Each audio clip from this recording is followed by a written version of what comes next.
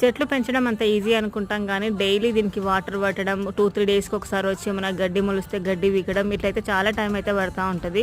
ఇక్కడ వచ్చేసి ఒక కొత్త ఫ్రూట్ కూడా వచ్చేసింది మా దగ్గర. నేను వచ్చిన తర్వాత అయితే ఇక్కడ కొత్త సీడ్స్ అయితే వేశాను. బీరకాయలు, ఆనంకాయలు, మిగతా కొన్ని సీడ్స్ అయితే వేశాను. అవి ఇంకా మొలవలేదు.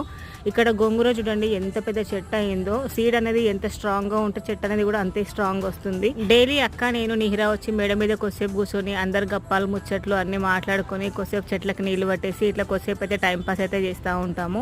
ఈ మామిడి చెట్టు వచ్చి ఇయర్ మొత్తం కాస్తా ఉంటది. చెట్లను ఎక్కువ పెంచే వాళ్ళు, చెట్ల దగ్గర ఎక్కువ స్పెండ్ చేసే వాళ్ళు ఎక్కువ రోజులు బతుకుతారంట. వాళ్ళకి ఆయుష్ అనేది ఎక్కువ ఉంటుందంట. నేను ఎక్కడో చదివాను.